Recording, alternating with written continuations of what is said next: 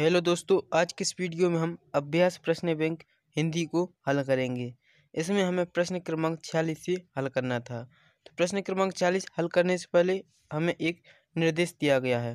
पहले हम इस निर्देश को पढ़ेंगे, फिर इसके नीचे जो प्रश्न हैं उनको हल करेंगे।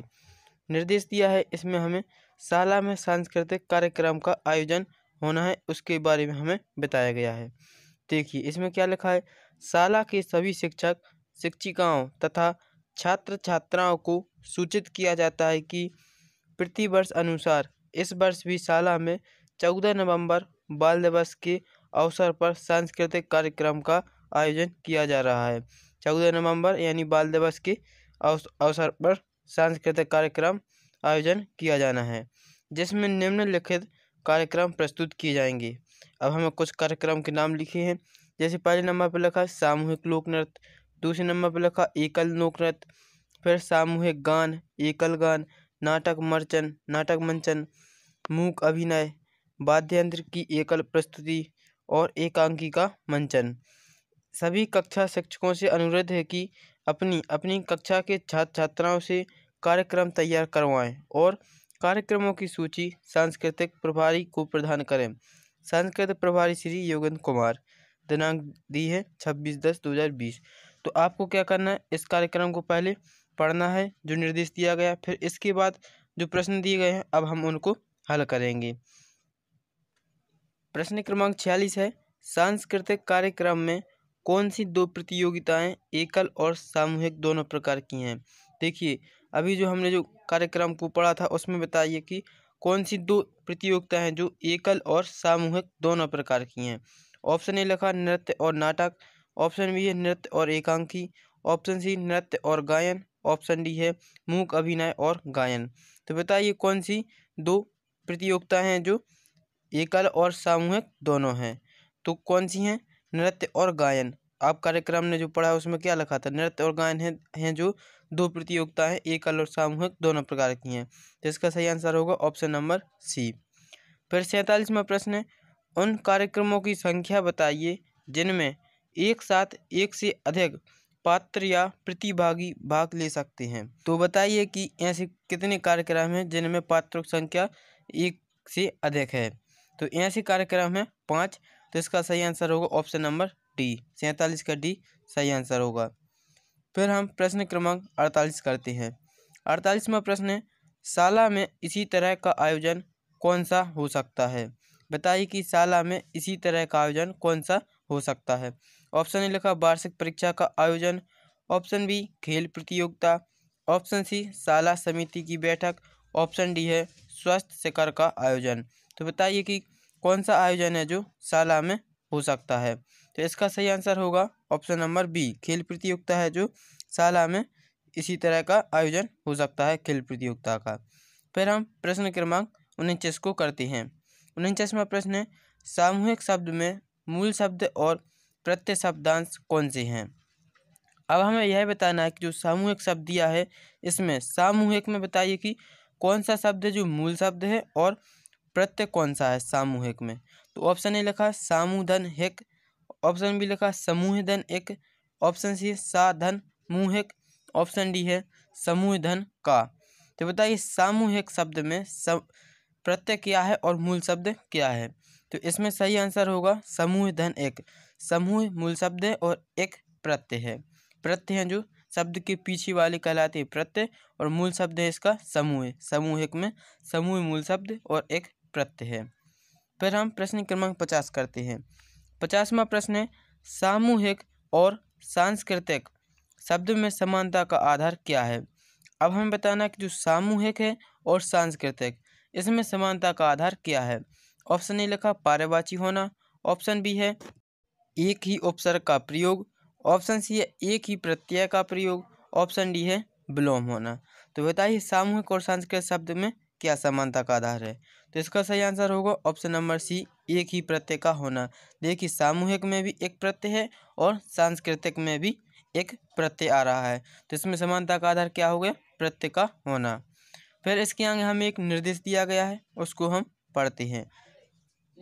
राम, श्याम, सलमा और रावट कक्षा 8वीं के विद्यार्थी हैं। जो 4 विद्यार्थी दिए राम, श्याम, सलमा और रॉबर्ट, ये कक्षा 8वीं के विद्यार्थी हैं।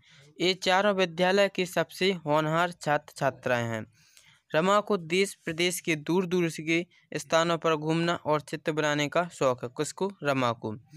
उसने जिन स्थानों की यात्रा की है वहाँ के सुंदर दृश्य भी चित्रित किए हैं। श्याम को किताबें पढ़ना अच्छा लगता है। श्याम को किताबें पढ़ना अच्छा लगता है। वह शाला के पुस्तकालय से नई नई किताबें लेकर पढ़ता है। वह स्वयं को भी कविता कहानी लिखने लगा है। अब वह क्या करने लगा है? कविता कहानी को भी लिखने लगा है और किताबों से नई नई चीज़ें बनाना भी सीखता है। सलमा ने अपने विद्यालय के मैदान में और अपने घर पर औषधीय पेड़ पौधे लगाए हैं। अब सलमान है जो उसने अपने विद्यालय के मैदान में और घर में औषधीय पेड़ों को लगाया है। वह इनके बारे में समझती है। बच्चों की जानकारी के लिए उसने पेड़ पौधों पर उनके नाम की पट्टिका भी लगाई है। रॉबर्ट को खेलने कूदने का शौक, रॉबर्ट है जो इसको खेलने कूदने का शौक है। वह अपने विद्यालय की फुटबॉल टीम का कप्तान है। वह अच्छा चित्रकार भी है। उसने कई प्रतियोगिताओं में भाग लिया है और बहुत से मेडल जीते हैं। इन सभी बच्चों ने अपनी अपनी प्रतिभा से शाला का नाम रोशन किया है। अब इस निर्देश के बाद हमें कुछ प्रश्न दिए गए हैं, उनको हमें उत्तर देने हैं। जैसे प्रश्न क्रमांक 51 है, इसमें लिखा है रमा और रॉबर्ट में कौन सी बात समान है।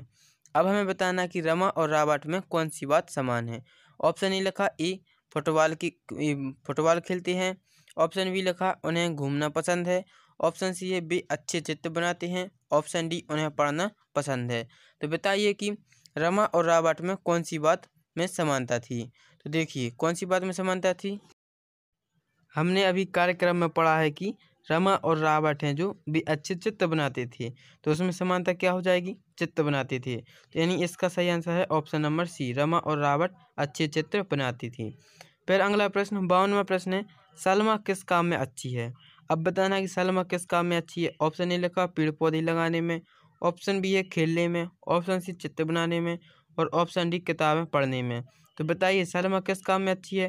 निर्देश हमने अच्छे से पढ़ा है, तो उसमें बताइए कि सलमा किस काम में अच्छी थी। तो सलमा थी पेड़ पौधे लगाने में अच्छी थी। तो इसका सही आंसर होगा ऑप्शन नंबर ए, सलमा है जो पेड़ पौधे लगाने में अच्छी थी। तो इसका सही आंसर होगा ऑप्शन नंबर ए। फिर हम प्रश्न क्रमांक 53 करते हैं। 53वां प्रश्न है, अनुच्छेद के अनुसार श्याम को पुस्तकालय की पुस्तकें पढ़ने से क्या लाभ हुआ। अब बताना कि हमें जो श्याम है उसे पुस्तकें पढ़ने का शौक था। तो बताइए श्याम को पुस्तकालय में पुस्तकें पढ़ने से क्या लाभ हुआ। ऑप्शन ए लिखा श्याम अच्छा पढ़ना सीख गया। ऑप्शन बी है श्याम दूसरों को पढ़ाने लगा। ऑप्शन सी है श्याम कविता कहानी लिखने लगा। ऑप्शन डी श्याम अच्छे अंक से पास हो गया। तो बताइए कि अनुच्छेद के अनुसार श्याम को पुस्तकालय पढ़ने से क्या लाभ हुआ। तो क्या लाभ हुआ उसे लाभ हुआ श्याम कविता कहानी लिखने लगा। अपने कार्यक्रम में जो निर्देश दिया गया था उसमें देखा था कि श्याम कविता और कहानी भी लिखने लगा था। तो इसका सही आंसर होगा ऑप्शन नंबर सी। फिर प्रश्न क्रमांक 54 है, पेड़ों की पहचान के लिए सलमा ने क्या किया। अब बताइए कि पेड़ों की पहचान के लिए सलमा ने क्या किया। ऑप्शन ए लिखा पेड़ों को अलग अलग लगाया। ऑप्शन बी पेड़ों को घर पर लगाया। ऑप्शन सी पेड़ों पर नाम की पट्टिका लगाई। ऑप्शन डी पेड़ों को मैदान में लगाया। तो बताइए पेड़ों को पहचानने के लिए सलमा ने क्या किया। तो उसने क्या किया था पेड़ों को पहचानने के लिए, उसने पेड़ पर नाम की पट्टिका लगाई थी। तो इसका सही आंसर होगा ऑप्शन नंबर सी। फिर हम प्रश्न क्रमांक 55 को देखते हैं। 55वां प्रश्न क्या है, औषधीय पौधों का सबसे उचित उपयोग क्या है। इसमें हमें बताना कि जो औषधीय पौधे हैं उनका हमें सबसे अच्छा उचित उपयोग क्या है। ऑप्शन ए लिखा सुंदरता के लिए। ऑप्शन बी दवाई के लिए। ऑप्शन सी बगीचा बनाने के लिए या ऑप्शन डी है घर सजाने के लिए। तो देखिए जो औषधीय पौधे होते हैं उनका हम उपयोग कहाँ करते हैं, दवाइयों के लिए। तो उनका उचित उपयोग होगा दवाई के लिए। यानी 55 का सही आंसर होगा ऑप्शन नंबर बी। 55 का सही है ऑप्शन नंबर बी। फिर हम अगला प्रश्न करते हैं। तो इसके आगे हमें एक निर्देश दिया गया है, पहले हम उसको पढ़ते हैं फिर हम उसके आगे वाले प्रश्नों को हल करेंगे। तो देखिए निर्देश क्या है। निर्देश दिया गया प्राणियों के बारे में दी गई तालिका को पढ़कर प्रश्न के उत्तर में सही विकल्प पर गोली लगाएं। देखिए जो हमें इसमें तालिका दी गई यह प्राणियों के बारे में दी गई है। तो पहले हम इस तालिका को पढ़ेंगे, फिर आगे जो प्रश्न दिए गए उनको हल करेंगे। देखिए, तो हमें सबसे पहले दिए गए हैं प्राणियों के नाम, फिर उनकी लंबाई या ऊंचाई, फिर वजन, फिर दिया गया है भोजन। तो देखिए, जो सबसे पहले प्राणियों के नाम में लिखा है डायनासोर का। तो डायनासोर है जो, डायनासोर का अर्थ बड़ी छिपकली होता है। ये आकार में इतने बड़े और शक्तिशाली थे कि उनके सामने आज के ज़माने का कोई भी प्राणी मुकाबला नहीं कर सकता।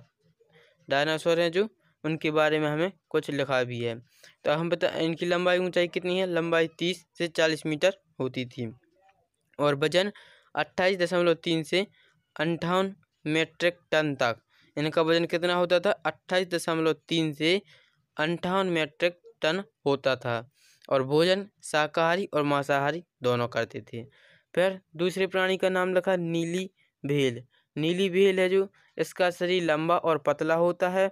यह संसार का सबसे भारी जीव है। संसार का सबसे भारी जीव कौन है? नील भेल। इसका रंग प्रायः नीला होता है, इसीलिए इसका नाम रखा नीली भेल। तो इसकी लंबाई ऊंचाई देखें तो 32 मीटर से अधिक। इसकी लंबाई या ऊंचाई 32 मीटर से भी अधिक होती है। वजन 173 मीट्रिक टन। इसका वजन कितना? 173। डायनासोर का वजन कितना था? 28 से 58 मीट्रिक टन के बीच। और इसका वजन है 173। नीली भेल का वजन है 173 मीट्रिक टन। और भोजन में मांसाहारी, नीली भेल है जो मांसाहारी है। फिर देखते हैं हाथी। हाथी हाथी भी संसार के बड़े प्राणियों में से एक है। अफ्रीकी हाथी एशियाई हाथियों से बड़े होते हैं।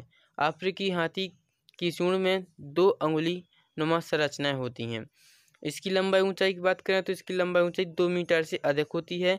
और वजन कितना होता है? वजन होता है 6800 किलो तक का। 6800 किलो तक का इसका वजन होता है। और भोजन में शाकाहारी, हाथी है जो शाकाहारी है। फिर मगरमच्छ के बारे में दिया, अगले प्राणी का नाम मगरमच्छ। मगरमच्छ में बताना है कि मगरमच्छ है जो खारे और मीठे पानी दोनों में पाए जाते हैं। खारे पानी का मगरमच्छ बड़े आकार का और सरीसृप प्राणी है। और इसकी लंबाई करें तो लंबाई 6 मीटर तक इसकी लंबाई होती है। वजन 600 से 1000 किलोग्राम के बीच होता है। इसका वजन कितना होता है? 600 से 1000 किलोग्राम। और यह भोजन कैसा है? इसका भोजन है मांसाहारी। मांसाहारी है मगरमच्छ। फिर शुतुरमुर्ग अगला प्राणी है शुतुरमुर्ग। शुतुरमुर्ग के बारे में देखें तो शुतुरमुर्ग है जो शुष्क मरुस्थलों में पाया जाने वाला एक विशाल पक्षी है। शुतुरमुर्ग है जो शुष्क मरुस्थलों में पाए जाने वाला एक विशाल पक्षी है। इसकी गर्दन और पैर लंबे होते हैं। इसकी गर्दन और पैर कैसे होते हैं? लंबे। यह उड़ नहीं सकता पर 70 किलोमीटर प्रति घंटे गति से भाग सकता है। कितनी गति से भाग सकता है? 70 किलो प्रति घंटे। और इसकी लंबाई देखें तो इसकी लंबाई 2.8 मीटर से 3 मीटर के बीच होती है शुतुरमुर्ग की। और वजन 63 से 140 किलो 63 से 140 किलो का वजन होता है। और इसका भोजन है सर्वाहारी, यानी शुतुरमुर्ग जो सर्वाहारी होता है। अब इस टेबल के आधार पर जो प्रश्न दिए गए अब उनको हल करेंगे। जैसे प्रश्न क्रमांक 56 है, वजन के आधार पर तालिका में दिए गए प्राणियों का सही घटता क्रम क्या है? अब हमें बताना है कि वजन में सबसे वजन का घटता क्रम लिखना है। जो प्राणियों की सूची में दिए गए हैं उनके घटते क्रम लिखना है वजन के आधार पर। तो ऑप्शन ए लिखा हाथी, नीली भेल, फिर डायनासोर, मगरमच्छ और शुतुरमुर्ग। ऑप्शन बी है डायनासोर, हाथी, शुतुरमुर्ग, नीली भेल और मगरमच्छ। ऑप्शन सी नीली भेल, डायनासोर, हाथी, मगरमच्छ और शुतुरमुर्ग। ऑप्शन डी शुतुरमुर्ग, हाथी, नीली भेल, मगरमच्छ और डायनासोर। तो बताइए वजन के आधार पर सही घटता क्रम कौन से विकल्प में दिया गया है? देखिए विकल्प नंबर सी है जो, इसके में सही घटता क्रम दिया है। पहले नीली भेल, फिर उसके बाद डायनासोर, उसके बाद हाथी, फिर उसके बाद मगरमच्छ और उसके आगे है शुतुरमुर्ग। तो इसका सही आंसर होगा ऑप्शन नंबर सी। वजन के आधार पर सही घटता क्रम ऑप्शन नंबर सी है। फिर प्रश्न क्रमांक 57 प्रश्न है, केवल शाकाहारी पर जीवित रहने वाले प्राणी कौन से हैं? बताना है कि जो शाकाहार भार पर जीवित रहने वाले प्राणी कौन से हैं। ऑप्शन ए लिखा डायनासोर, ऑप्शन बी हाथी, ऑप्शन सी शुतुरमुर्ग, ऑप्शन डी मगरमच्छ। तो बताइए जो शाकाहार पर जीवित रहने वाले प्राणी कौन से हैं, कौन है इनमें से बताइए। तो देखो 57 का सही आंसर होगा ऑप्शन नंबर बी, क्योंकि हाथी है जो केवल शाकाहार पर जीवित रहने वाला प्राणी है। तो इसका सही आंसर होगा ऑप्शन नंबर बी। फिर 58वां प्रश्न है, तालिका के अनुसार वजन की दृष्टि से सबसे अधिक और सबसे कम भारी प्राणी कौन सा है। बताना है कि वजन के आधार पर तालिका में दी गई है, तो बताइए कि सबसे अधिक और सबसे कम भारी प्राणी कौन सा है। तो ऑप्शन ने लिखा नीली व्हेल और डायनासोर, ऑप्शन बी नीली व्हेल और हाथी, ऑप्शन सी नीली व्हेल शुतुरमुर्ग, ऑप्शन डी नीली व्हेल और मगरमच्छ। तो अब बताइए कि जो हमें विकल्प दिए गए इनमें से सबसे अधिक और सबसे कम भारी प्राणी कौन से हैं। तो इसका सही आंसर होगा ऑप्शन नंबर सी, नीली व्हेल और शुतुरमुर्ग हैं जो सबसे कम और सबसे अधिक भारी प्राणी हैं। तो 58 का सही आंसर होगा ऑप्शन नंबर सी। फिर 59वां प्रश्न है, तालिका में दिए गए प्राणियों में जलचर प्राणी कौन से हैं। जलचर प्राणी कौन से हैं, यानी जो जल में रहने वाले। तो ऑप्शन ने लिखा नीली व्हेल और शुतुरमुर्ग, ऑप्शन बी मगरमच्छ और हाथी, ऑप्शन सी डायनासोर और हाथी, ऑप्शन डी है नीली व्हेल और मगरमच्छ। तो बताइए जलचर प्राणी कौन से हैं। तो इसका सही आंसर हो जाएगा ऑप्शन नंबर डी, नीली व्हेल और मगरमच्छ। नीली व्हेल और मगरमच्छ कैसे हैं, जलचर प्राणी हैं। फिर प्रश्न क्रमांक 60 है, निम्नलिखित शब्दों में से कौन सा शब्द हिंदी भाषा का है। तो बताइए कौन सा शब्द है जो हिंदी भाषा का है। Option A dinosaur, option B शुतुरमुर्ग, ऑप्शन सी है हाथी, ऑप्शन डी बेल। तो बताना है हमें कि कौन सा शब्द है जो हिंदी भाषा का है। तो हाथी है जो हिंदी भाषा का शब्द है, तो इसका सही आंसर होगा ऑप्शन नंबर सी। तो इस तरह से हमने अभ्यास प्रश्न में हिंदी है उसको हमने प्रश्न क्रमांक 60 तक को हल किया। इसके आगे के प्रश्नों को हम अगले वीडियो में हल करेंगे। यदि वीडियो अच्छा लगा हो, समझ में आया हो, तो चैनल को लाइक करें और सब्सक्राइब करें।